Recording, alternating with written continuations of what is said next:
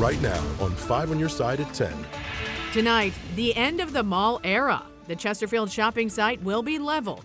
The next step for what's being called downtown Chesterfield. Cooler weather might be here to stay. The Weather First team is looking at the trend over the next 14 days. But first tonight, 3 teens killed when a car with 15-year-old boys inside crashes through a home. Our hearts go out to the families. We begin tonight with that heartbreaking single-car crash that killed 3 Ladue High School students. Thank you for joining us tonight. I'm Ann Allred. Mike Bush has the night off. The accident happened this morning in University City on Groby Road near Mulberry Lane. Our Robert Townsend is there tonight with the latest. Robert. And tonight, investigators still have not released the names of the students who died here. A fellow student set up this memorial for the 3 boys. The Ladue School District family is now mourning. I just wanted to do a little something. It was something 11th grader Joseph Baker never imagined he'd ever have to do. Place 3 stuffed animals and a blue tarp at this site where 3 of his classmates from Ladue Horton Watkins High School died. And I just wanted to put something up so then people can kind of come by and start putting things, as condolence for the people who, passed today. The Missouri State Highway Patrol says around 7 Wednesday morning, the 15-year-old boys traveled eastbound on Groby Avenue in a white Hyundai down a hill when the car failed to make a curve, went across a yard, and crashed into a vacant house. The 3 boys died at the scene. It's a horrific event, and it is a tragedy. A family member of one of the teens tells 5 on Your Side the 3 friends were 10th graders. The school district superintendent held back tears when he said supporting the boys' families, fellow students, teachers, and staff is now their top priority. Ladue Schools is here to support them in any way that we possibly can. I can't imagine losing a loved one, especially at that age. Investigators say the car belonged to the driver's mother. The driver was the only one wearing a seatbelt. The University City Police Department requested the Highway Patrol to come in and assist with the investigation. And then once we arrived on scene, they just went ahead and requested we just go ahead and take over the investigation. And we brought in our crash reconstruction team. So they started documenting the crash scene from here and backing it up the hill to where the vehicle ran off the roadway. And then they've got the abilities to dig deeper into the investigations. And investigators tell us right now they are still looking for any possible surveillance video, hoping it will help them piece together the deadly crash. Live in U City, Robert Townsend, 5 on Your Side. About 90 minutes ago, first responders wrapped up a town hall to talk about the challenges and crimes they're facing in West St. Louis County neighborhoods. 5 on Your Side's Laura Barczewski was there. She joins us live from Baldwin with their top public safety concerns. Laura. And 3 of the biggest issues they're fighting are vehicle break-ins, stolen cars, and drug overdoses. They say they want people to be aware of how they're dealing with them so that people can be part of the solution.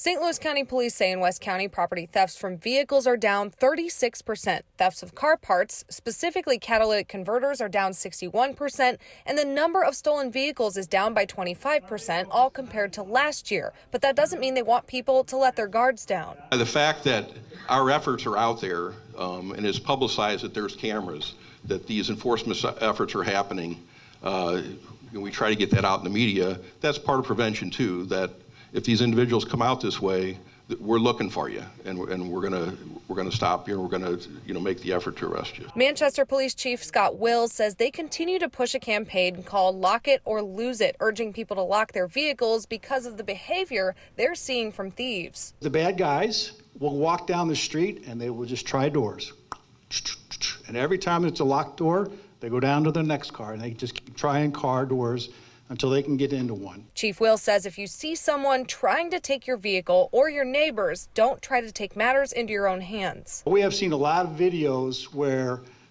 someone's breaking into a car while his partner is covering the house. Now, that's very rare out here. I don't want to scare everybody, but my point here is that if you see somebody doing something like that, please called 911. Police say in addition to thefts, they're also dealing with an increased number of fentanyl deaths and overdoses and have to go beyond talking about it in schools. We talk to people that have these type of disorders. We're saying, hey, we know you may have a problem with another substance, but drug cartels and distributors are mixing fentanyl in these drugs, and it also has the potential to kill you as well. Police chiefs in the West County area want people to get involved with their local police departments and reach out to them. They're also doing some more programs for kids who are interested in jobs in law enforcement. Reporting live in Baldwin, Laura Barcheski, 5 on your side. Tonight, we're hearing from officials at St. Mary's Southside Catholic High School about security upgrades at football games. The school was forced to suspend last Friday night's football game against Hazelwood East due to fights involving students from other schools. Police say the group moved across the street where a 14-year-old boy fired a shot from a stolen gun. Starting next week, attendance will be limited to students from St. Mary's and the visiting school only. Athletes must register their family and friends as well. It is a bit disappointing and discouraging. Hopefully sometime that can change and we can move back to it. But right now, safety is our #1 priority. More security officers are being added. They will wand spectators at the gate. Students are banned from bringing in any bags. Adults can bring a clear bag that will be searched. Plans to breathe new life into the defunct Chesterfield Mall are getting the green light. The City Council just approved a zoning change, which will make room for demolition and a major revamp.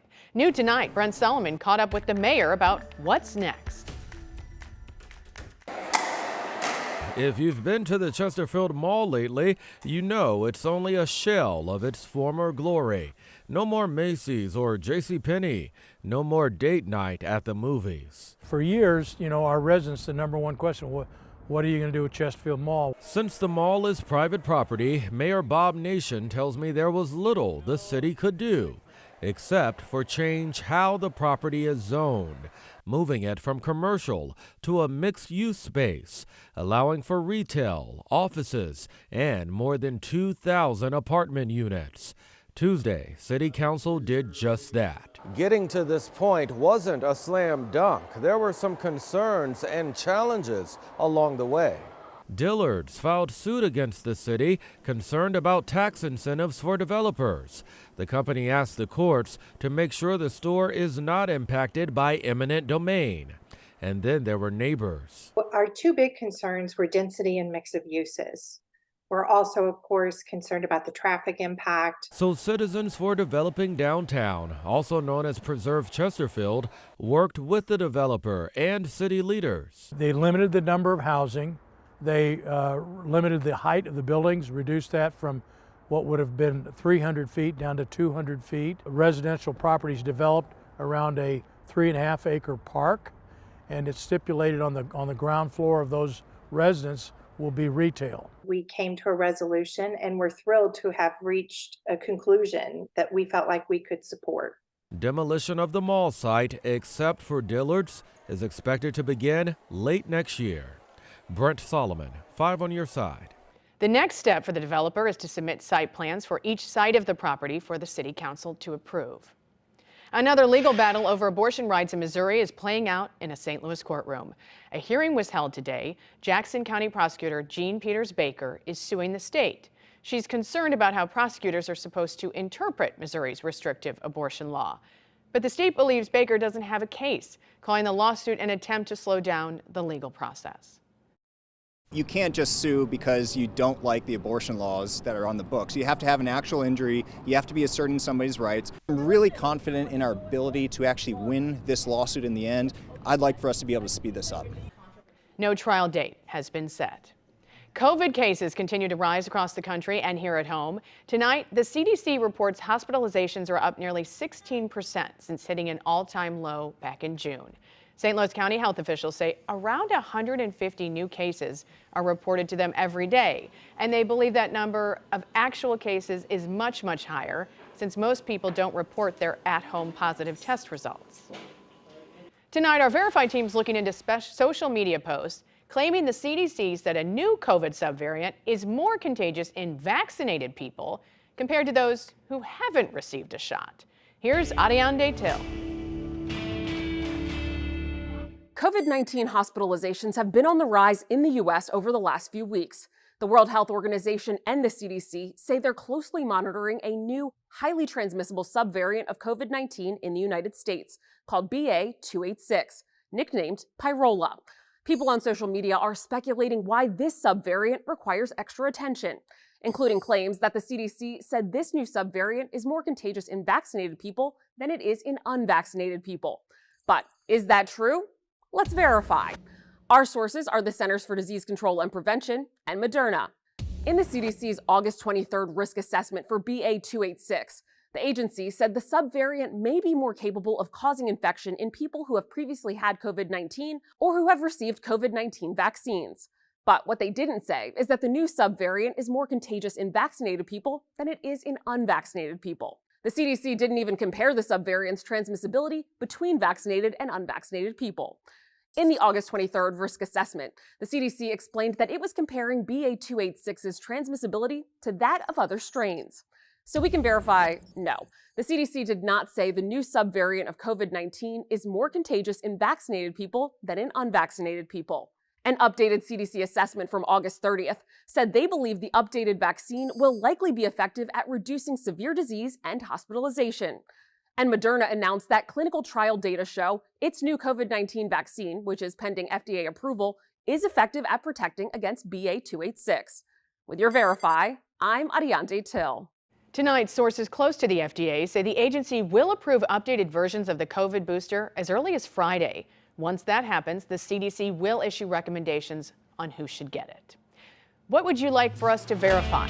Please send me an email. The email address, verify@ksdk.com.